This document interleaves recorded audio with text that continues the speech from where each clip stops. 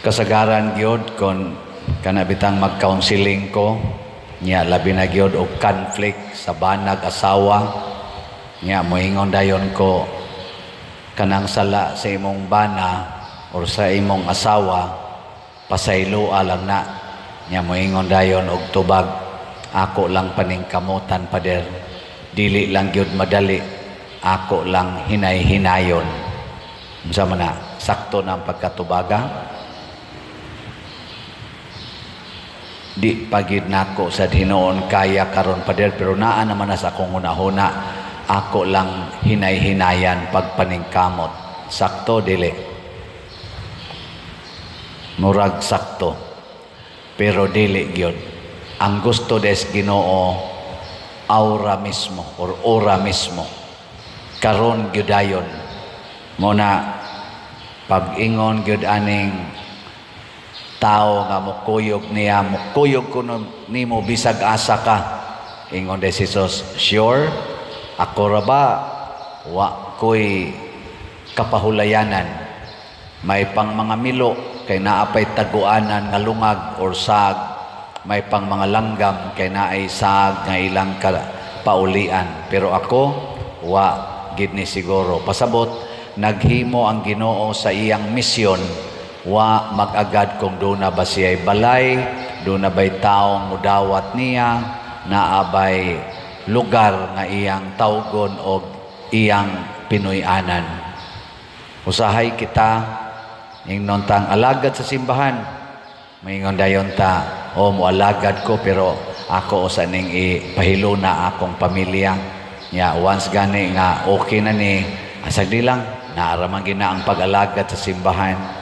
Nindot no kamorong nag-alaga din labi na mo mga lektor o salmista unsa man ni alagad mo tungod kay wa na mo'y obligasyon sa simba sa eskwela sa sana pamilya mga buangon mo na kasagaran ngadto gawas nasod dili ni ang pag-ingon lang sa pagtamay ba pero reality ni siya nga ang kasagaran mo serve og simbahan kana ra gyung mga retired na mga 70, 60 kapin kay kining working class nila dito busy kay trabaho why time para usas pag-alagad sa simbahan nya usahay sad mga bata inigabot ana mga 14 years old nga nisugod na sad sila og himos ilang mga gitawag og personal nga mga paningkamot amawa na sad na sa simbahan.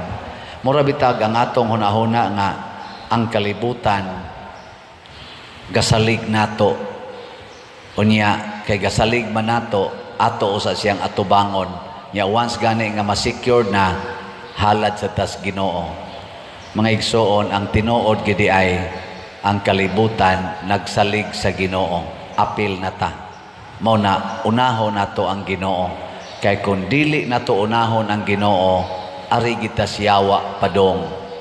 Motong panahon ni Abraham sa Sodom and Gomorrah.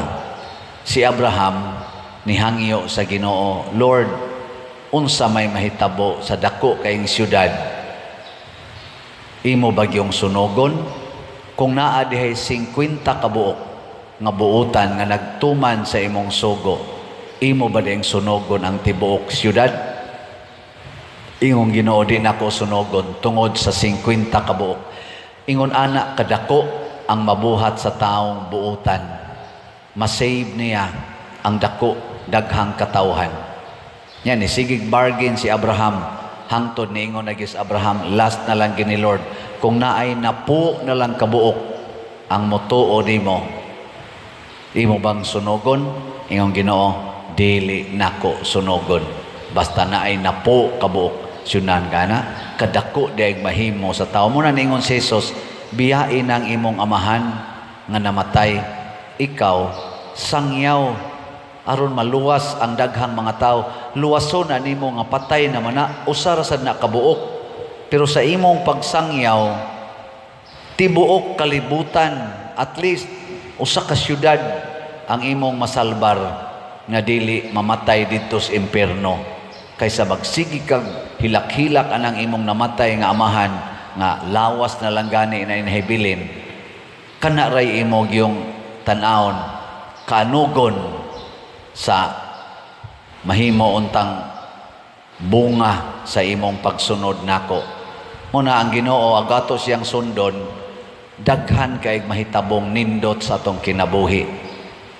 Dinis atong parokya ni sunod magitag ning kamot matag sunod sa Ginoo, kanang inyo mga donasyon, kanang inyo mga kolektang gihog diha sa atong mga pamisa, ato man ginang gigamit para sa simbahan, para sa mga kabos, para sa mga projects, para sa atong mga kalihukan. Tanawa ra gud og unsay nahitabo ron sa atong parokya.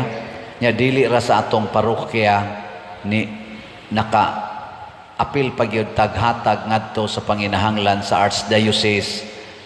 Apil na sad ang daghan kay mga parokya o mga religious communities ato gyapong napaambitan. Nganuan tungod kay wa ta maniguro lang sa atong kaugalingon. Mao nang diri say usa niingon, Lord, mosunod ko nimo pero muuli sa kusamo kay mananghid ko, bisan gani pagpananghid di mosugot ang Ginoo. Namin siya, ayaw na. Ako nagoy imong gisunod. Mananghid pa ka dito nga, binuhat ra man nako. Ako mo'y sunda. Nindota, no? Giling nga imong tupad. Yung na mananghid pa ka sa imong bana aron mo kuyog kang father. Yung na ko, no? Mapatian kita sa bana aning kalakiha. Mao na siya rato nang hunaon-hunaon. Kung imo nang gibuhat tungod sa Ginoo, ayaw nagpananghid. Meaning, sa pagbuhat nato sa sugo sa Ginoo, dili na ta maghuna-huna unsay isulti nato sa mga tao. Padayog buhat. Muna dinhi kining atong giingon nga ang Ginoo maayo og maluluyon, mag-agad ra sad ni nato kung maayo ta ngadto sa Ginoo ug maluluyon sad sa atong isig katao. Pero kita ra gyud magpaluoy-luoy, kita ra gyud mo'y murag maniguro sa atong kaugalingon, ang Ginoo sad dili sad maayo, dili sad maluluyon nato. Kinahanglan kita mo buhat ngadto sa atong isig katao sa mga buhat sa Ginoo. Muna manghinaot ta nga ang ato untang paningkamot matag adlaw, labi na gid sa atong mga leaders sa gobyerno o sa simbahan, magbuhat unta sila, dili magsigig hunahuna nga susunod tuig eleksyon na sad, 2028 eleksyon na sad, kinahanglan mamundo ko karon. Ayaw ana, mga leaders. Trabaho mo maayo, unsay ikahatag ninyo sa atong nasod. Ang Ginoo maura sa imo palambo sa inyong kinabuhi sa sunod panahon. Tanawa karon unsay nahitabo. Ang mga dinaog-daog kasagaran maoy nidaog atong midterm elections. Ang mga kaning gitawag natog mga banggiitan kunuhay in terms of kwarta, in terms of gahom and influensya ng apildi. Dili na ingon nga final na. Doon na pa'y laing challenge sa mga nidaog. Ang challenge, andam ba mong musunod sa pagkamaayo o sa pagkamaluluyon sa Ginoo. Di gani mo mubuhat ana, igo ramos pagdaog, nya lipay na kay mong nidaog mo, malusno rasad mo, mura og Sodom and Gomorrah. Masunog ra mo, mawagtang sad mo spasing.